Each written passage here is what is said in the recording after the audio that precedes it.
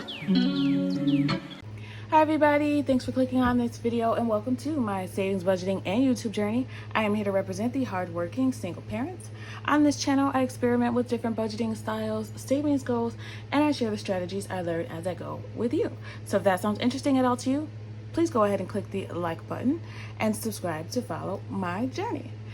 All right, today is time for our pre-payday prep. So this is something that I do the day before payday. I sit down, I look at what my paycheck will be, look at all the bills that I will have due within the next 2 weeks, and I plan where every dollar will go. I am a zero-based budgeter, which means that every single dollar of that paycheck has a plan, whether that be savings, bills, etc.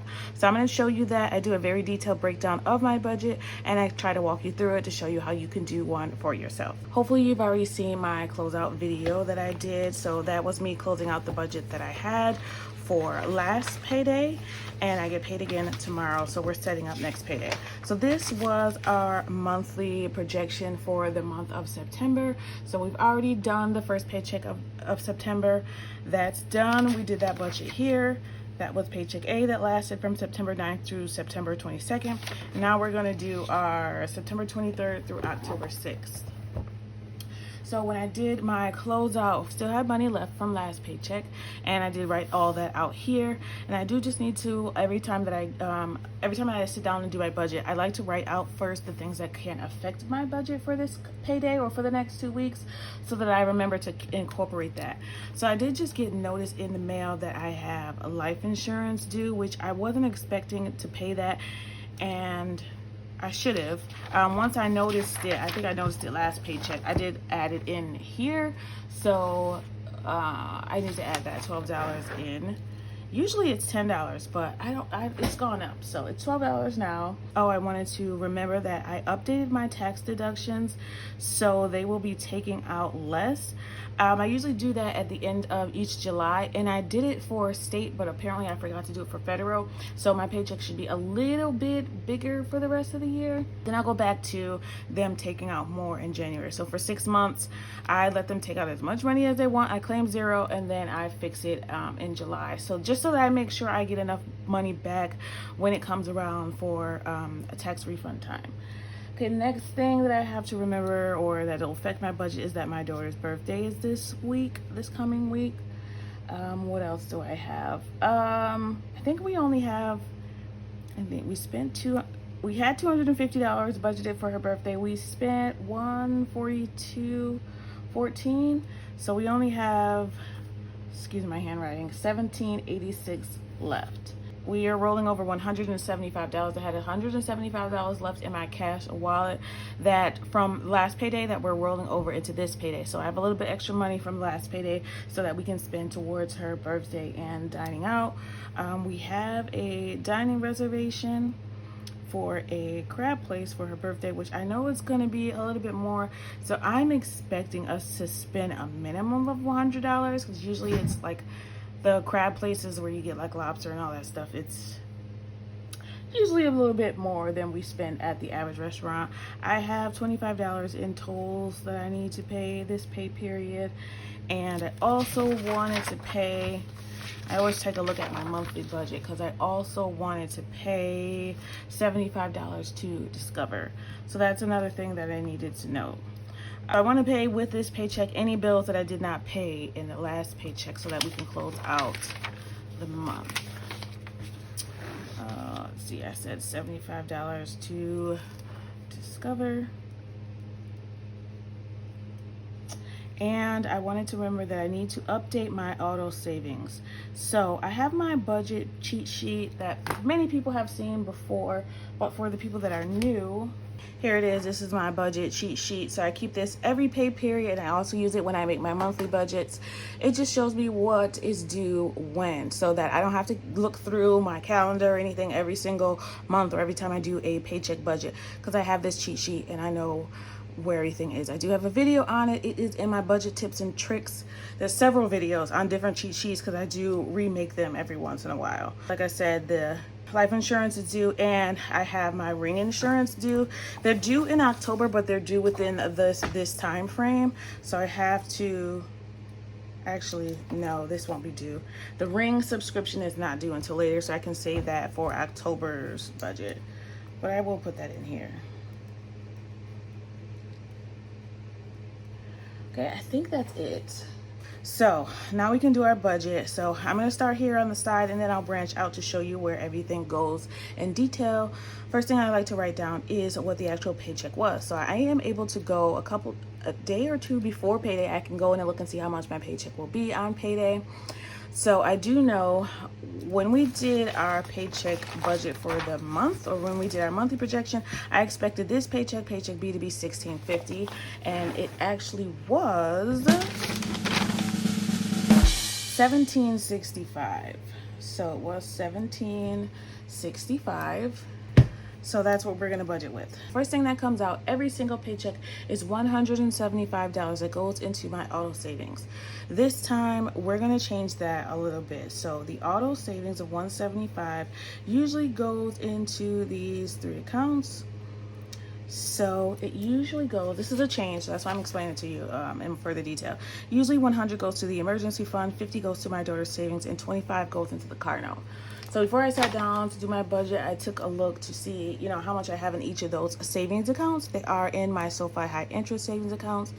And my daughter's savings has a lot more than, not a lot more, it has more than the emergency fund though. So her savings is mostly for graduation, which is a couple years away.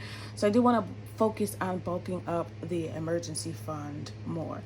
So instead of 100 going to the emergency fund, 25 is going to go to the emergency fund. 25 is going to go into her savings, and 25 is going to go to the car note. All right, so that zeroes out. That's what we're gonna put in each of those. So I have to change that a bit. Those come out automatically, so I have to do some transferring on payday, but I always do that as soon as the paycheck hits. So we're also going to put, since this paycheck is a little more than I expected it to be, I want to put some more money into my investing. I have a couple stocks that I put money into every once in a blue moon, but we're gonna put an extra $25 to investing. All right, so we're taking a total of $200 from the $17.65.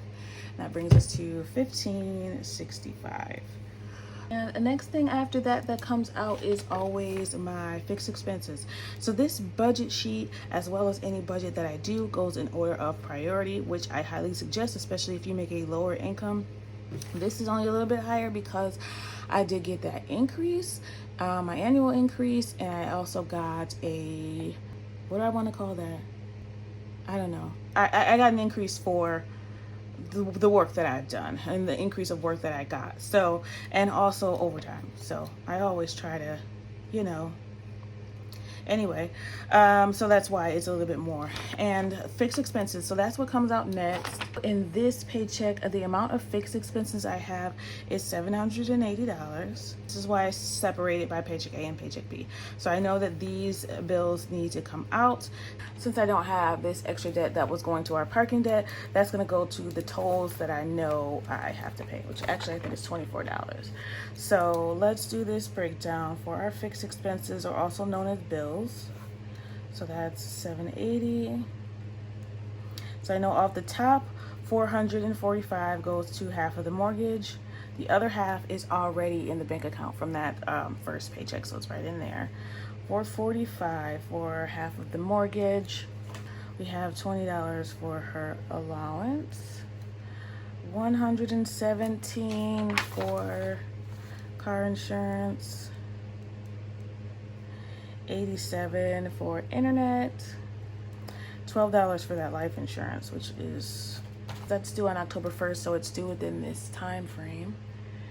Then the $75 for Discover.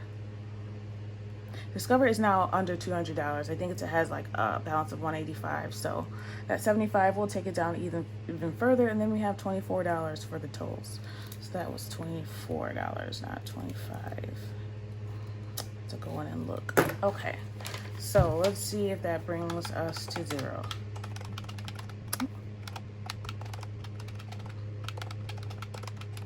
That brings us down to 0. Okay, 1565 minus the 780. That brings us down to 785 left to budget with. So next thing that comes out is our variable expenses that we have here. So that's $310, and that goes to groceries, gas, and toiletries. Now, I call these variable because, like I said, when I go down this list, it's in order of priority. If I need to change anything, I can always take some from these after bills. Then the rest is kind of flexible. So 310 for the variable funds, which I still had gas money in the bank. But we're starting a new budget with the money that I had left over. Most of that is just going to stay in the bank as a buffer or cushion for any unexpected bills that might come up. So $250 goes to groceries and toiletries every 2 weeks. I just combined those two because most of the shopping that I do is all at Walmart together. So it's just easier to keep that budget nice and simple.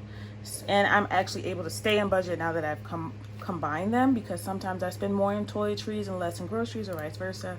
And that just makes it a little bit easier for me to keep track of. All right, so that brings us down to 0. So we have $475 left, and now we're taking out our cash envelopes. So the rest of this is going to come out in cash or go directly to our savings accounts. So the $230, that is going to be for our cash wallet. So that's going to go to these categories. I did make some changes. It was less, but now I have added my daughter's kid envelope in there in my wallet. So I want to put money in there every time that I get paid, just in case there's something that I want to cover for her that she doesn't either have in her allowance, or that I feel like I should cover myself and not her. She also gets allowance, and she's got money. So personal gets the same old 75. Dining is getting 70. So we'll have that $40 of rollover too. So that'll help go to the reservation that we have. Entertainment gets 40. Pet gets 10. Health gets 10. Miscellaneous is now going to get 15 instead of the 20 it used to get, and kids is going to get 10. So that's her little envelope. And these pretty much stay the same every pay period unless we have something special going on. That zeroes out. Okay. So what do we have now? 475 minus the 230 in cash. We have $245 left. And this usually goes to sinking funds and savings challenges. But I know that I wanted to make the rollover $100 in each a bank account that I have. So for my spending, I have a bank account, which is the main account that I keep groceries, gas, and toiletries in every pay period. And this is, again, to separate it and make my budgeting easier. And then I have an account where I put all the bills in.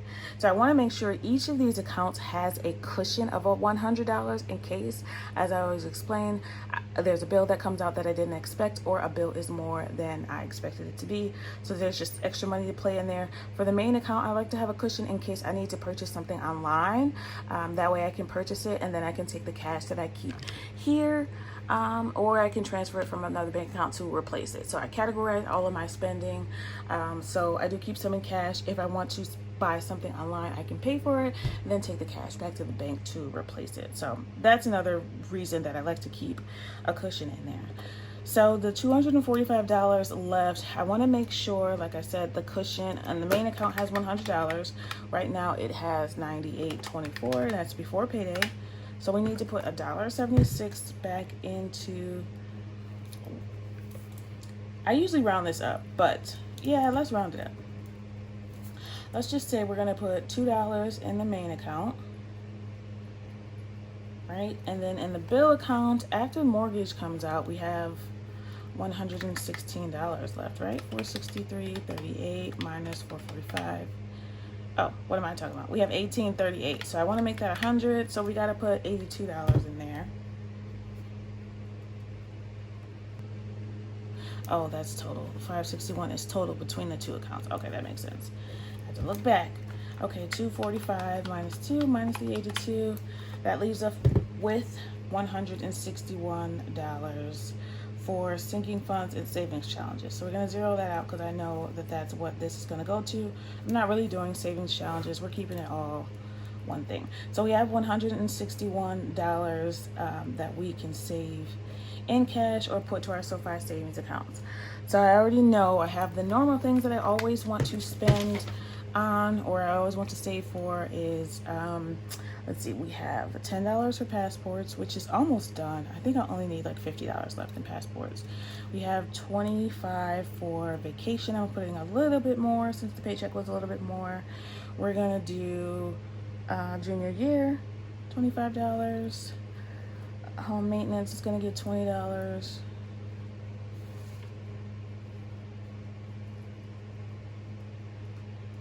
Family fun this time, I'm gonna give it $25. We're gonna give Child's Beauty is gonna get its regular $20, which I feel like I need to increase that soon. My binder, I'm gonna put $15 in, which I said my binder is all in Sofi right now.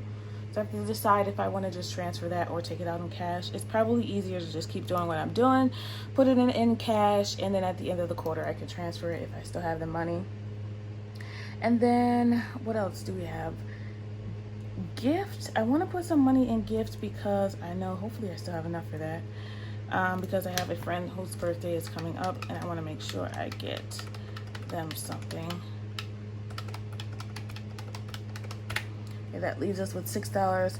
I know that I wanted to put more in that miscellaneous savings, so I'm going to put that, and then we'll put that extra dollar in our $1 challenge. All right, so that leaves us with $0. All right, and so the way that I figure out where I want everything to go is mostly by having this cheat sheet of where I want everything to go and what I expect to be happening over the next few months. So I know that we went to the Farm Fest this past weekend and we spent some entertainment money, but I know that winter's coming soon and we are planning to do a lot more activities at home. So I want to get like board games and puzzles and fun stuff for us to do. So I'm keeping that entertainment budget and also family fun. We like to go to the Christmas tree lighting. We like to go get pumpkins. We like to take rides and see the leaves. We like to go to the apple farm. So family fun envelope is always one that I want to keep adding money to and more when I can.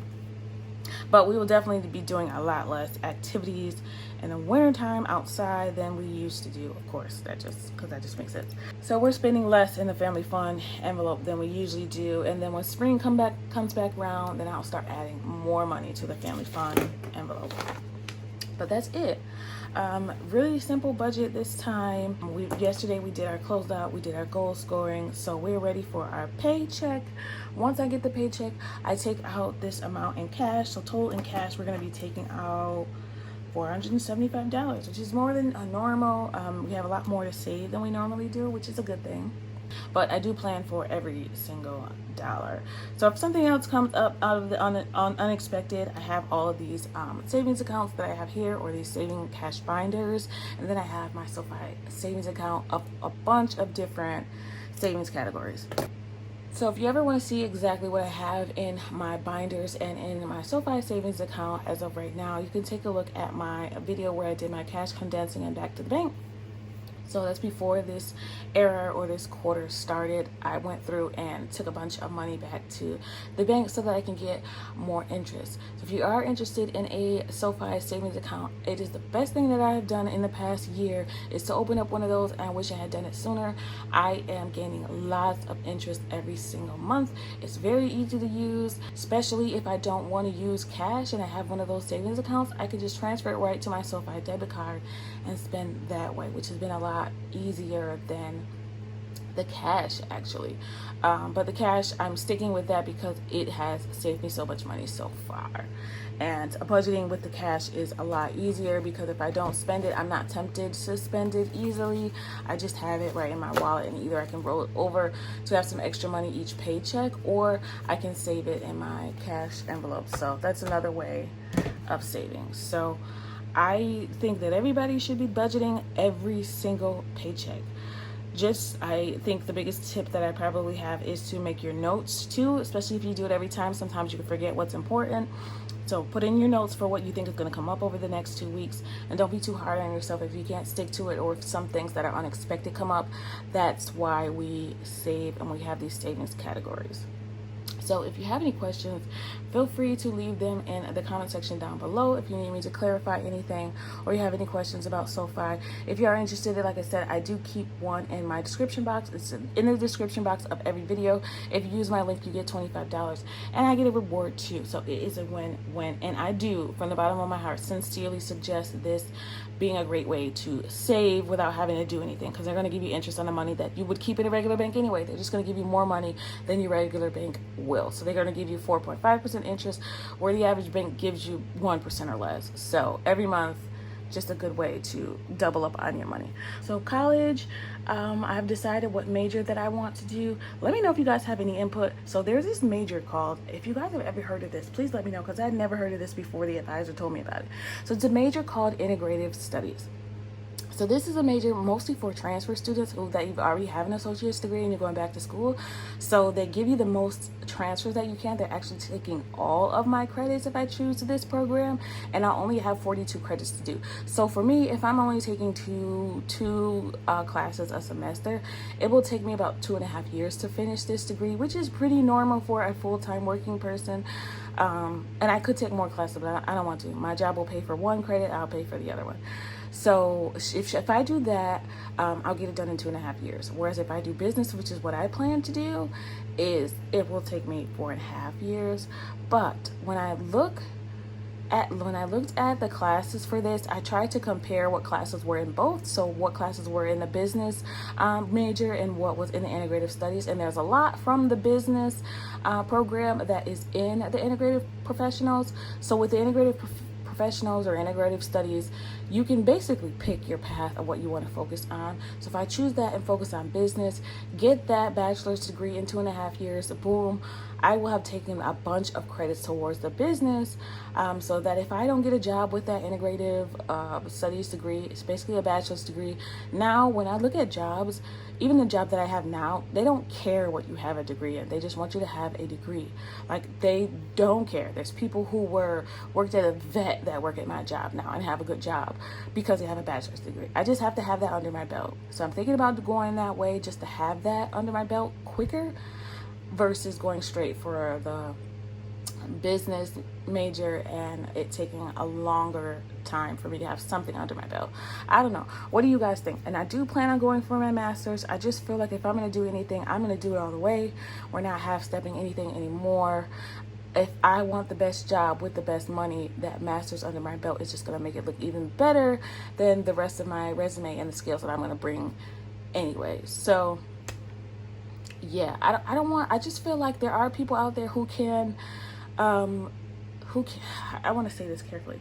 There are people out there who can progress internally without extra education. There are. I've done it myself several times, but for where I want to be, I need that degree. That wasn't an intentional bar, it wasn't. It just happened to be. Boom, bam, bop, bada bop, boom, pow. But I just feel like I have to have that under my belt to get the amount of money that I want to be making. Tech is probably the way to go. I feel like that would take me so much time. Don't get me wrong. Don't get me wrong. There's nothing that I can't do. Same for you. If anybody has ever done it, this is my motto for me and my daughter. If anybody has ever done it in history before, you can do it. It just may take you a little bit more time, a little bit more studying, whatever it may be. But if you really want it and you really stick to it and you really keep trying, there's nothing you can't do. So I have to tell myself that with YouTube, because sometimes I feel like I'm growing a little bit slower than I think I could.